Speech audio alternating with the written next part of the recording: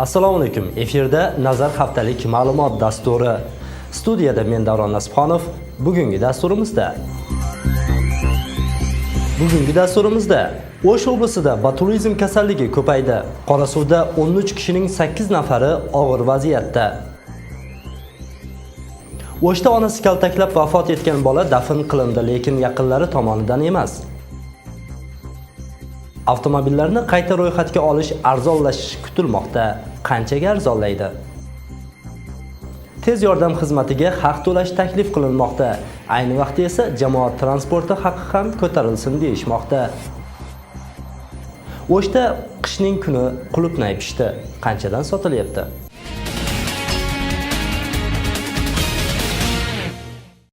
Dasturimizni boshlaymiz. O'sh oblastida botulizm kasalligi ko'paydi. Masalan, Qorasuv rayonidan 13 kishi botulizmga chalinib, ularning orasida jonlantirish bo'limida yotganlar ham bor. Shifokorlar ularning barchasi konservalangan sharbatdan zaharlanganini aytishmoqda. Aniqroq aytganda, konservalangan oziqda botulizmni qo'zg'ovchi zaharli toksin moddasi ko'p bo'lgan.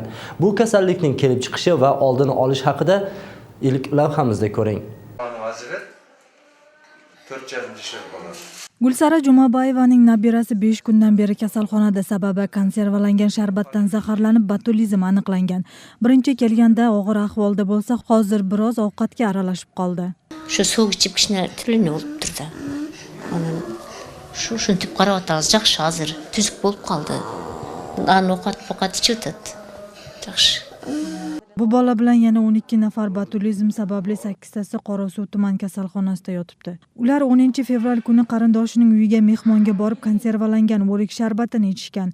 Bu bankada botulizm tayoqchasi bo'lgani uchun barchasida kasallik qo'zg'atgan. Kattalarning 3 nafari jonlantirish bo'limida, ularning ahvoli yaxshilana boshlaganini shifokorlar aytishmoqda. Jana udvoyeniyalar, gunusavuslar ketib qolib, tamoqtanishi, jutunishi yaxshi bo'lgan bo'lsa, уже biz выписка qilamiz uyini. И фельдшерлери, участковый педиатр терапевттерине biz сообщение berib, o'shalarning ko'zamolida tursin deb biz выписка qilamiz. Ta'kidlab o'tsak, Qorasuvda o'tgan yili mazkur kasallik bo'yicha 7 holat ro'yxatga olingan. Joriy yil boshida bu ko'rsatkich 12 taga yetdi. Shifokorlar bu yil yosh bolalar orasida botulizm kuchayganini aytishmoqda. O'sh shahridagi bolalarning yuqumli kasalliklar statsionarida o'tgan bir yil ichida 12 bemor murojaat qilgan. Hozirda 5 nafar bola davolanmoqda. Orasidan bittasining holati og'ir, jonlantirish bo'limida. Bu abalı or bo'lgani u zat botulizmdan usi ko'p tushgandan dag'i bo'ladi. Anan kechroq qayrilgandan dag'i bo'ladi. Bu yoqdan chiqarilganmi shunda? Bunun usi ko'p tushgan. Bulardagi anan kichine qarmalib qolgan bola. 1-2 kunda. Hozir ahvoli og'ir, stabildi. Botulizmda zaharli moddalar ko'p bo'lsa o'limga olib kelishini shifokorlar eslatishmoqda. Shu tufayli qishga tayyorlangan konservalarda gigiyena talablariga amal qilish kerakligi aytilgan. Konservalarning ishib qolgani bombaj bo'lib deb qo'yadi. Belgisi bu stafilokokk, streptokokk отравление deb qo'yadi. O'shanda mikrob bo'lsa qana shishiydi. Buda bu botulizm nersesinde al produktlarni damida o'zgarmaydi. Spesifikalik bunday gittaga chiqmaydi. Shunda bilinmaydi alchi.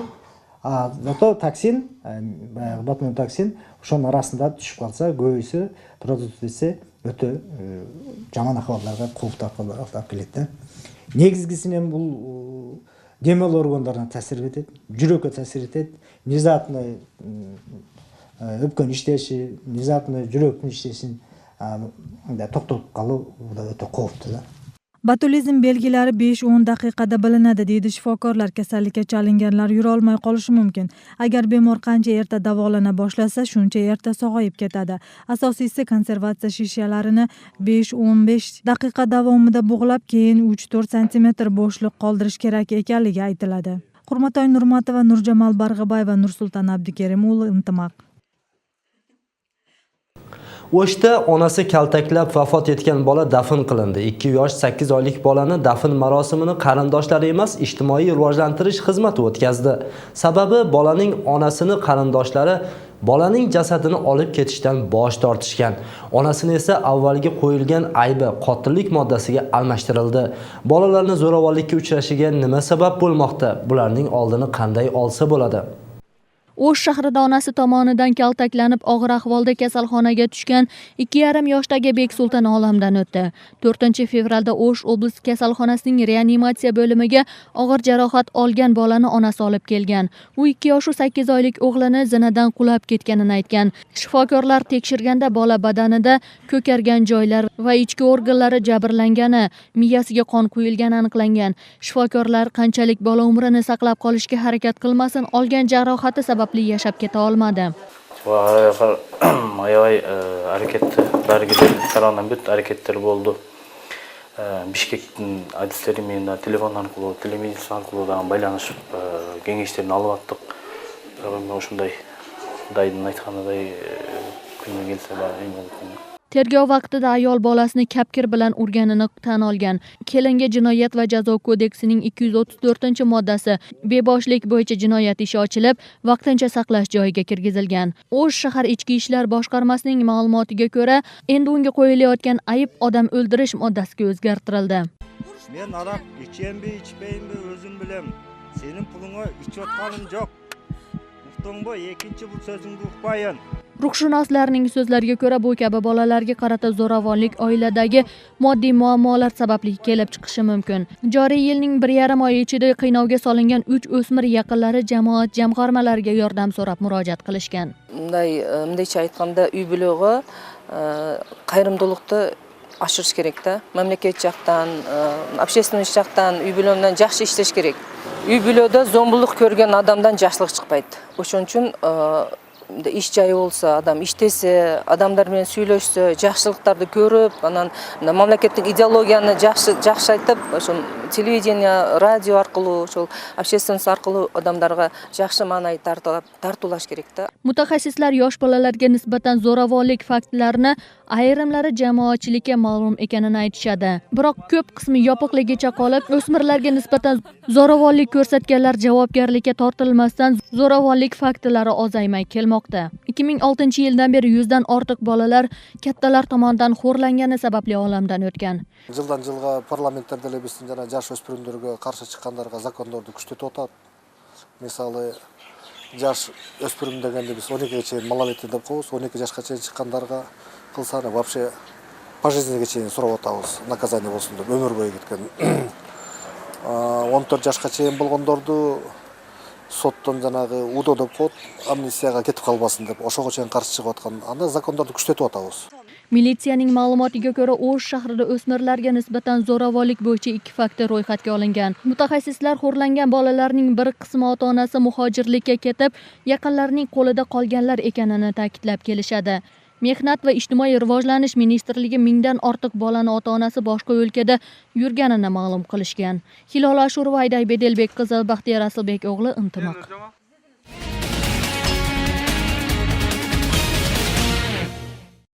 Avtomashinalarni qayta ro'yxatga olish ishonchnoma olishdan arzon bo'lmoqda. Bunday imtiyozli muddat mart-aprel-may oylarida rejalashtirilgan. Tez orada ishga kiruvchi aqlli shahar loyihasining talablariga ko'ra, har bir avtomashina o'z egasigagina ro'yxatga olinishi kerak. Sababi yo'l qoidalarini buzganligi jarima pullari haqidagi ma'lumotnomalar markazlashtirilgan serverga kiritiladi.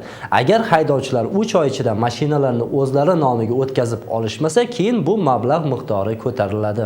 Hozirda avtotransportlarni ro'yxatga olish uning chiqqan yili motor kuchiga qarab taxminan 2,5 ming so'mdan 5 ming so'mgacha. Notarial idoralardan ishonchnoma olish narxi esa 700 so'mdan 1,5 ming so'mgachadir. Davlat ro'yxatga olish xizmati mart oyidan boshlab haydovchilarga imtiyoz berish maqsadida avtomashinalarni egasini nomiga o'tkazish narxini arzonlatadi.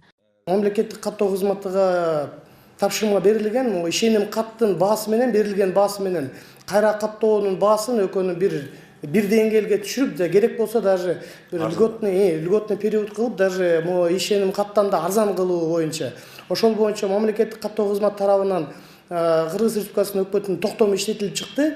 Bu bo'yicha qaror hukumatga tayyorlanmoqda. U asosda yo'l halokatlarini oldi olinib, qochib ketgan haydovchilarni topish qulaylashtiriladi. Endi avtomashina egalari ro'yxatdan o'tgan yeriga qaramasdan istiqomat qilgan yerida ro'yxatdan o'tishlari mumkin. Eng asosiysi fuqarolarning shaxsiy raqami bazadan chiqishi kerak. Биздин жарандар каалаган жакынкы паспортун стол же болбосо чоңго же болбосо информационный киосктторго кайрылса болот. Ал жакта деген обязательно өзүнүн паспортун, анан кийин үйдүн ээсин тастыктоочу документтер керек. Эгер үйдүн ээси тууганы же апасы же болбосо дагы башка жаран болсо, анда албетте анын дагы өзүнүн макулдугу керек. Же болбосо нотариалдык түрдө макулдук, же болбосо өзү келип ошол жерде арыз жазып өз макулдугун берсе болот да. Oldinda avtomashinalar yangi formatda ro'yxatga olinib, soliq 600-700 so'mga arzonlashi kutilmoqda. Masalan, 2005-yili chiqqan 2 hajmli Toyota avtomashinasini hozir ro'yxatga olish narxi 3100 so'mdan 3500 so'mgacha bo'lsa, 3 oy orasida 400-500 so'mga o'z nomiga o'tkazib olishlari mumkin. Hukumatning bunday qarori jamoatchilikka ham ma'qul. Бара турган болсок, видео камералар коюла турган болсо, кандайдыр бир штрафтар же болбосо, кызмат бир жол бузуулар болсо, ошо хажайындын атына келиши мүмкүн да.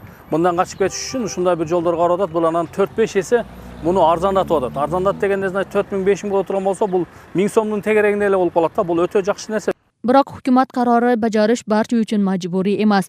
Istaganlar avtomashinasini qayta ro'yxatdan o'tkazmasliklari mumkin. Sababi ularga jarima solinmaydi. Hilola Ashurova, Gulzara Baqayeva, Rustam Alimbayev, Intimoq, Bishkek shahri. Jalolobod shahridagi 600 ga yaqin turar joy sel yuvish xavfi ostida turibdi. Bunga Ko'kart soyidagi nomer 10-qirg'oq to'siqlarini ta'mirdan chiqarilmagani sabab. Bahorgacha damba mustahkamlanmasa, Jiprom hududi, Ko'kart va Sputnik kichik rayonlarida sel yurish ehtimoli yuqori. 2017-yilning 17-may kuni Ko'kart daryosining qirg'oqlarini 10-sonli dambasini 250 metrini Ko'kart daryosidagi suv sathi ko'tarilganda yuvib ketgan. Biroq bugungi kungacha ham ta'mirlash ishlari olib borilmagan. Dambani o'z vaqtida tiklanmasligi suv toshqini ehtimolini yuzaga keltirmoqda. Endi bahordagi yog'ingarchilikda daryodagi suv sathi ko'tarilib, sel xavfi ortadi. Qo'rqinchli yer bo'lib turadi. Mana visokovoltlardalar qirasa. Agar sel bo'lsa 600 ga yaqin turar joyni suv bosishi mumkin. Bahor yaqinlashgani sari yashovchilar xavfsirashi ortib bormoqda. Suv jegandan beri hech kim kelib bir odam kelib so'ragan yo'q. Ne bo'lib atasinglar suv jeb atavim, ne bo'lib hech qanday andaydi so'rab hech kim qor olgan yo'q. Endi bundan nari tez araning ichida bu yerda to's bo'lsa, dag'dala o'shol qaytalanishi mumkin. Bu yerda yashagan ellerdi baribizdan qo'psizlikqa kim javob beradi bilmayman.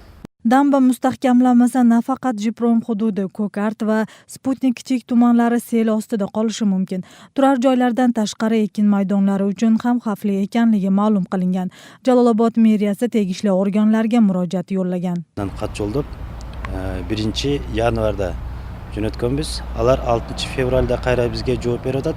Esi o'sho unumdilgan aqcha qarajati oshib qolsa, o'sho negizinde qilib beramiz dedi. Anan biz esli андай үнөмдөлгөн акча жетпей калса кандай болот деген сурообузга анда биз кайра башынан өзгөчө кырдаалдар министрлигине башынан кайрылып бул суроону көйгөйлүү маселени чечип беребиз деп өзеки сөз беришкен.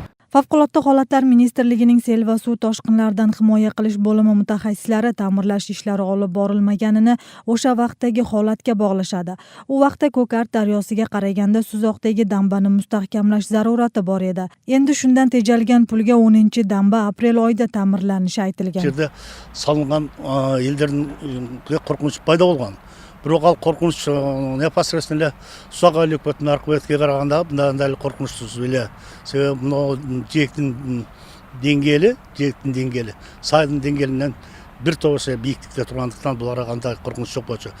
Ta'kidlab o'tsak, Ko'kart daryosini qirg'oqlarini himoya qilish 10-sonli damba 1987-yili toshlardan tiklangan. Uning uzunligi 6700 metr, narxi 71 million so'mga teng. Mazkur damba Favqulodda holatlar ministrligining Jalolobod oblasti sel va suv toshqinlaridan himoya qilish bo'limi tasarrufida.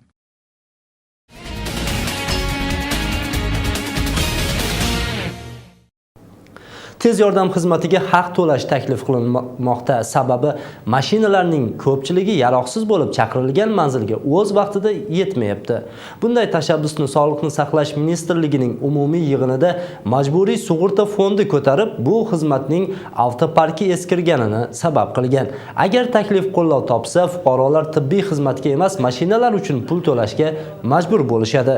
Yangi qonun konstitutsiyaga qarama-qarshi bo'lib qolmaydimi? Navbatdagi lavhada tanishing. Tez yordam xizmati pulli bo'lish taklifi jamoatchilik orasida noroziliklar yaratdi. Biroq tashabbusni ko'tarib chiqqan majburiy sug'urta jamg'armasi bu ma'lumotni o'zgartirib yubordi deya ommaviy axborot vositalarini ayblamoqda. Sababi ministrlikning umumiy yig'ilishida taklif kiritilgan, biroq u jamoatchilik muhokamasiga qo'yilmagan. Bizga norozichiligi bu meditsinalik yordam ko'rsatuvda emas, o'shani vaqtida meditsinalik xizmatkorlarni vaqtida yetkirmaganda bo'lib o'tadi. Norozilikning bardigi neden kelib chiqib o'tadi? O'sha xizmat etganda 10 minutga, 20 minut, 1 soat kechikib kelib o'tadi. Tigi o'sha ekstrenlik tez yordam mashinalari vaqtida buzilib qoladigan, yurmay qoladigan mashinaning eskiligi yetilganda. Tez yordamni pulli xizmatga o'tkazishga hozircha zarurat yo'q. Buning uchun davlatdan mablag' ajratiladi. Asosiy masala puldan to'g'ri foydalanishdir. Bungacha 40 ming dollarlik barcha uskunalari bor transport vositalarining narxi maxsus ko'tarilib 137 ming dollarga sotib olingani aytilgan. Shu sababli bu tarmoqni kuch organlari tekshirishi kerak. Biz saytlardan qarab ko'rdik, eng qimmat Mercedes'ning bazasida оборудование to'liq 40 ming dollar turadi. Bir mashinaning o'rnina 3 mashina alsa bo'lmoq ekanda. Al bir. Hozir avtobazada, Minzdravning avtobazasida 15 mashina turadi. 3 oydan beri turadi. İşletilmiyor. Emne sebepten? Alar degen janaqı tender Minzdrav o'zi tender o'tkazgan. Anan Dubayga 2 adam Minzdravdan 2 adam barib kelgan. Mashinalar sonun deb qog'ozlarni qo'l qo'ygan.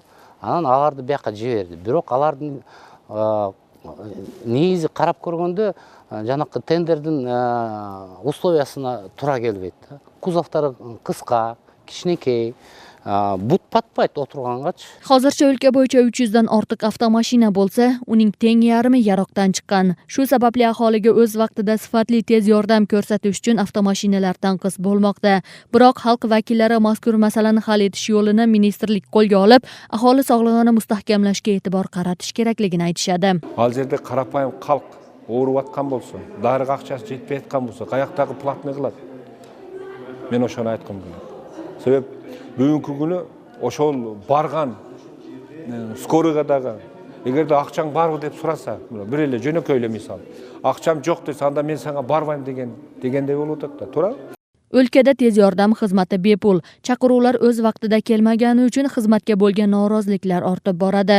Shu sababli ba'zi mutaxassislar bu xizmatning xususiylashtirilib, faoliyatni yaxshilashni istashadi. Biroq ko'pchilik fuqarolarda moddiy imkoniyat yo'q bo'lgani uchun pulli xizmatdan voz kechishlari mumkin. Konstitutsiya bo'yicha elning salomatligin qarov bu mamlakatning mildeti. Anan biz mizon bo'yicha bizde salomat saqtoo bunday ақысыз болып саналады. Biroq ақысыз деген менен bizde чынында эле барлык жерде каражатка алып келип такалат. Ошондуктан бул маселе туура эмес деп ойлойм. Бул мамлекеттик каржылоо болуш керек. Анткени бул негизги мыйзамдын талаптары ошондой. Tashabbus axborot vositalarida qizg'in muhokama qilinmoqda. U bir qator muassasalararo ma'qullashuvlardan keyin jamoatchilik e'tiboriga havola etilishi aytilgan. O'sh shahrida jamoat transportida yurish 2 so'mga qimmatlashi mumkin. Ya'ni trolleybusda yurish 8 so'm, avtobuslar haqqi 10 so'm bo'ladi. Bundan tashqari o'quvchilar ham avvalgidek 1 so'm to'lamasligi mumkin. Yo'l haqqining qimmatlashiga O'sh aholisi rozimi?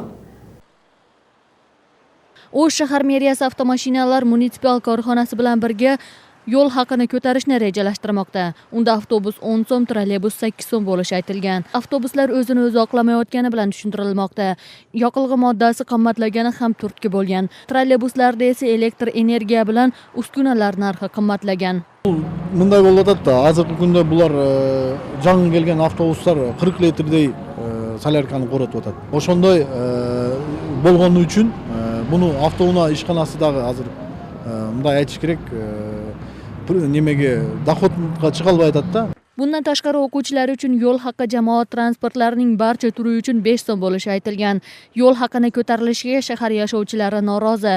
Shu bilan birga haq 2 so'm ko'tarilishiga ma'qul bo'lganlar ham bor. Bunday arzonroqlar bo'lgan yaxshi-da. Ham hukumatlar, biyliklar bunday qarab turadi. Biylik shu qimmatlasin deb nima qiladi? Qancha жаңылтырлар o'zgarib keldi, boshqa bo'ldi. Расоты bo'lishi mumkin, o'shin ko'tarilganga hech nimasi yo'q, qarshiligi yo'q. Маршруткада менчиктер айдайт да. Ар бир өзүнүн машинасын айдап 10 сомдон. А бул мамлекеттик болгон үчүн арзан болгон үчүн жакшы да. Trolleybus va avtobus nafaqaxo'rlarga bepul xizmat ko'rsatadi. Shu bilan birga O'sh shahidlari va O'sh shami gazetasi xodimlari ham jamoat transportlaridan bepul foydalanishadi.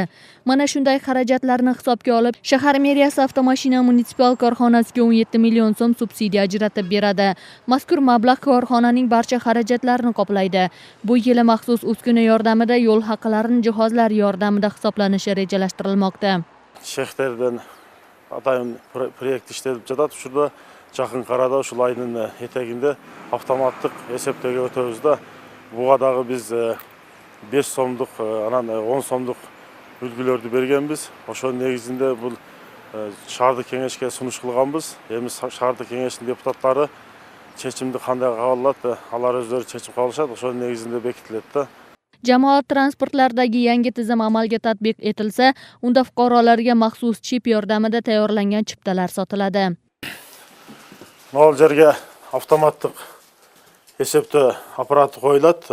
Андан сырткары бул жерге жүргүнчүлөр жол киремди төлөйт, же карточкасы болсо карточканы басып туруп чек алат дагы. Алдынан чыгып, акыркы эшик жака жылы өшөт да, ушул жерден түшүшөт. Hozirda bir kunda 50 ta avtobus qatnovga chiqib, 3 yo'nalishda yo'lovchilarni manzillariga yetkazadi. Trolleybuslar soni 40 taga yetsa, ularning 14 tasi bir kunda ishga chiqadi. Avtomashinalar munitsipal korxonasi ma'lumotiga ko'ra, mart oyidan boshlab 2-trolleybus liniyasi ochiladi. O'shanda trolleybuslarning barchasi to'liq qatnovga chiqishi kutilmoqda. Hilola Shurova, Marat Akimbek o'g'li, Baxtiyor Rasulbek o'g'li, Intimaq.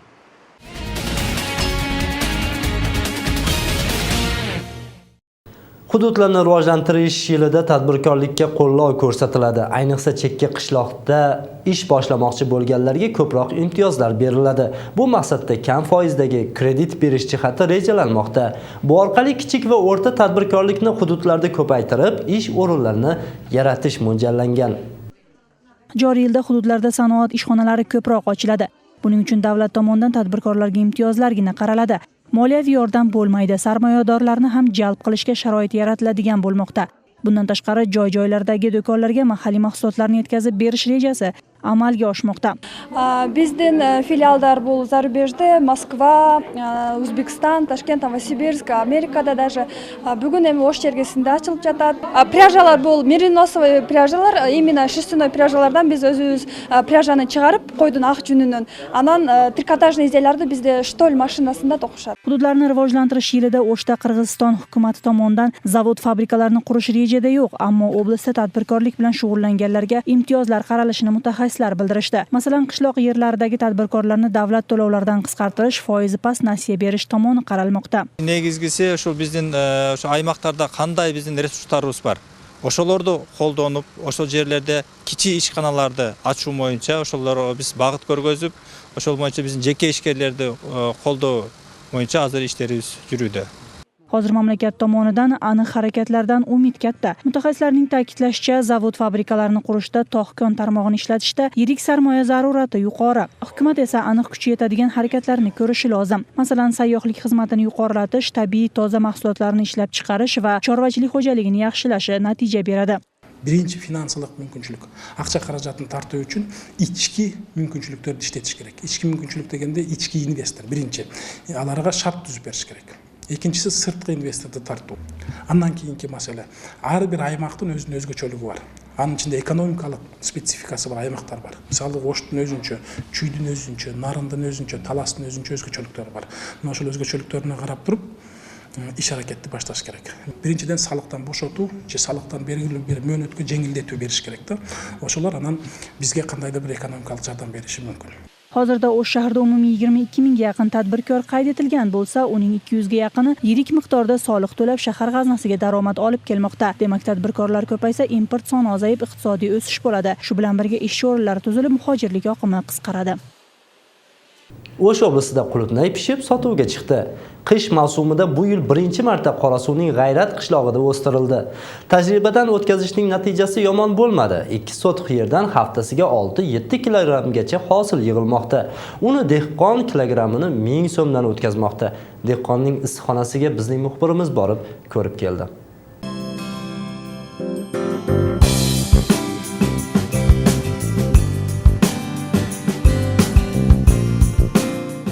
Xolxo'ja Otaxonov 2 oydan buyon pishgan qulupnaylarini terib sotmoqda. Dastlabki hosilni 700-800 grammdan olib sotsa, hozir 5-6 kilogacha yetmoqda. Xaridorlari hozircha qo'ni-qo'shnilari ortganini do'kon bozorlarga o'tkazmoqda. Kilosi 900 ming so'mgacha sotilmoqda. Pishganini bu mineti o'r o'sha yaxshi qilib, yana buni sotganda o'sha kilogramda qimmat tushib ketyapti. Bana o'sha konteynerlar gramda olib qo'yib, shu magazinlarga o'tkazib o'tamiz. Anan o'sha jumasini 2 joy yuzamiz. O'sha tez sveji o'sha el dasturxonni shuni chiqarib turamiz. Issiqxonada qulupnay o'stirish sirini dehqon Koreyadan o'rgangan. Zarur uskunalarni ham o'sha yerdan olib kelgan. Dastlab donasini 15 so'mdan olib kelib, ochiq havoda o'stirib ko'paytirgan. 2 yildan so'ng tajriba sifatida bu yil qishda ham ekib ko'rdi. Ana bu klubnikani sirtqa ekchilik, o'zimizning местный sortlardan. Anan keyin o'sha bu hozirgi ekkan teplishni sortimiz bizning emas, chet o'lkadan kelgan atayin o'sha teplishni sort bu sirtda yaxshi bo'lmaydi. Shunday anan shunda qishning malında pishadi bu. Teplishning ichida tusi ham anan saqtalish muddati ham yaxshi 3-4 kun turadi. Buni shu Koreyadan olib kelayotganmiz. Shu olib kelib ko'yitib sirtdan keyin ichine olib kirib sentyabr avgustda o'tirg'izamiz yerga. Qulupnaylar bir xil haroratda o'sishi uchun tuni kun o't yoqiladi. Bundan tashqari haftasiga bir toza havo kiritib turishi lozim. Havoning toza bo'lishi mevaning sifatiga ta'sir ko'rsatadi. Qulupnay gulini changlatish uchun issiqxona ichiga maxsus arilar qo'yilgan. Boshqalarga o'xshalingda qurt nelar tushmaydi buga. Partlarni unday kasal ximikat sepmaymiz. Anan keyin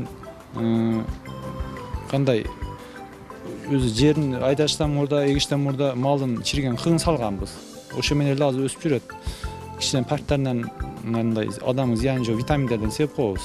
Temperatura tuni 10 gacha qarmaymiz. Kunduz ham bo'laveradi 20-25 bo'lsa ham yaxshi. Qulupnay suv bilan issiqlikni talab qiladi. Buning uchun tuproq ostida 2 suv quvurida iliq suv aylanib turadi. Bundan tashqari sug'orish tomchilatish yo'li bilan beriladi.